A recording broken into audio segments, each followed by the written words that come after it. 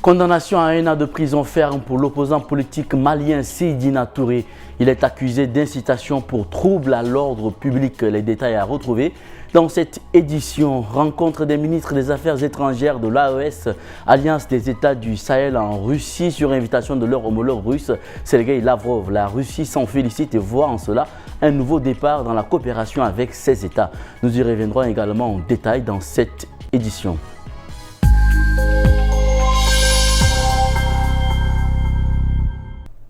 Mesdames et messieurs, bonsoir et bienvenue sur Tchad Info TV. Mali, l'opposant politique Seydina Touré a été condamné à 1 an de prison ferme. Membre du parti alternatif pour le Mali, il avait été arrêté le 2 janvier dernier et était poursuivi pour incitation au trouble à l'ordre public, notamment après avoir exprimé sur les réseaux sociaux des positions critiques sur les autorités de transition. Ce jeudi, le membre du parti alternatif pour le Mali, Seydina Touré, a été condamné à 1 an de prison ferme et a versé 650 000 francs CFA, 150 000 francs CFA d'amende et 500 000 francs CFA de dommages et intérêts pour la partie civile, en l'occurrence l'État malien. Il avait sur les réseaux sociaux qualifié de junte les autorités militaires putschistes de l'Alliance des États du Sahel et appelé à combattre le régime anarchique d'Assimi Goïta. Des remarques qui lui ont valu donc d'être condamné par le pôle judiciaire anti-cybercriminalité pour atteinte au crédit d'État, incitation au trouble à l'ordre public et injure par le biais d'un système d'information. Détenu depuis déjà 3 mois, Seydina Touré doit donc rester en prison encore 9 mois. C'est un jugement très sévère, déplore son avocat, qui correspond en tout point aux réquisitions du ministère public. Nous espérions plus de clémence. Maître Abderrahmane Kanouté prévoit toutefois de faire appel et de demander une libération provisoire en attendant la fin de la procédure. Seydina Touré ne mérite pas la prison, estimé cadre de son parti Alternatif pour le Mali. Il n'a aucun antécédent judiciaire et n'a fait qu'exprimer son point de vue. Il n'y a rien de grave, considère encore ce proche qui assure que Seydina Touré a bien réagi à l'annonce de sa peine et qu'il garde le moral. La Russie s'est félicitée ce jeudi 3 avril d'un renforcement de sa coopération militaire avec le Mali à l'occasion d'une visite à Moscou des chefs de la diplomatie de l'Alliance des États du Sahel, AES. Cette rencontre est une nouvelle étape dans la restructuration de leurs relations avec la Russie. Première à reconnaître l'AES, première à la recevoir, la Russie avait ce jeudi consacré du temps et a mis en valeur son échange diplomatique avec le Mali, le Niger et le Burkina Faso. Le chef de la diplomatie du Niger, Bakary Yao Sangaré, est pour sa part allé jusqu'à saluer un événement historique qui marque un tournant, assurant encore qu'avoir la Russie à leur côté pour lutter contre le djihadisme compte beaucoup pour les 3 pays sahéliens. Sur la photo officielle de la rencontre sur le site du ministère des Affaires étrangères russe, figure bien sûr au centre le chef de la diplomatie, Sergueï Lavrov, et à sa gauche, Yunus Bek, le vice-ministre russe de la Défense, très discret, mais au voyage régulier en Afrique. La marque sans surprise, en effet, de ce partenariat se joue essentiellement sur l'échange bien connu, défense et appui militaire contre ressources naturelles. Notre coopération dans le domaine militaire s'intensifie, a déclaré le ministre russe des Affaires étrangères Sergueï Lavrov, notamment à l'adresse de son homologue malien Abdoulaye Diop, qui a aussi annoncé une visite officielle du chef de l'État du Mali, Assimi Goïta, en juin dans la capitale russe.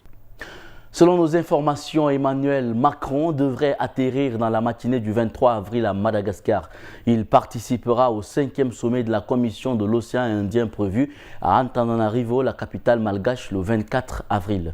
Le thème de ce sommet sera consacré à la sécurité alimentaire dans une région confrontée à la faim et encore largement dépendante des importations.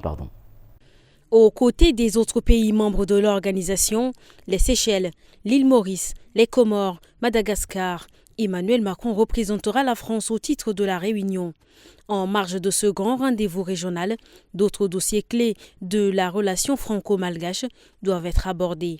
Ce déplacement prévu les 23 et 24 avril sera d'ailleurs la première visite d'État d'Emmanuel Macron sur la Grande Île. Avec sa présence, Emmanuel Macron souhaite conforter l'engagement de la France dans une zone devenue le centre d'enjeux stratégiques ces derniers mois. L'apparition de tensions en mer Rouge a placé l'océan Indien, via le canal de Mozambique, au cœur du trafic maritime mondial.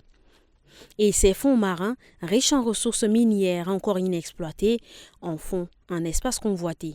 Mais la place de la France est contestée dans la région à travers plusieurs conflits territoriaux. Paris contrôle les îles éparses, réclamées par Madagascar depuis 1973. Ces 5 îlots de terre quasi inhabités sont le point sensible de la relation franco-malgache. Elles permettent notamment à la France de conserver le deuxième espace maritime mondial derrière les États-Unis. Si Antananarivo demande la rétrocession de ces îles, la France n'a jusqu'alors laissé envisager qu'une possible coopération sur le plan scientifique. 2 postures a priori irréconciliables dont les 2 parties avaient commencé à discuter lors d'une commission mixte dédiée en novembre 2019. Depuis cette première et unique tentative de dialogue, le dossier est resté au point mort, en partie freiné par la pandémie du Covid-19 et au fil de son premier mandat, le sujet a été relégué au second plan par le président malgache Andry Rajoelina. Il avait pourtant promis aux premières heures de son élection de faire bouger les lignes. Un autre dossier plus constructif sera au cœur de la visite d'Emmanuel Macron, car Paris s'apprête à restituer le crâne du roi Touira, un souverain malgache, Sakalava, tué lors de la conquête coloniale du pays il y a plus d'un siècle. La relique, réclamée par Madagascar depuis plus de 20 ans, était jusqu'alors conservée au musée de l'Homme à Paris.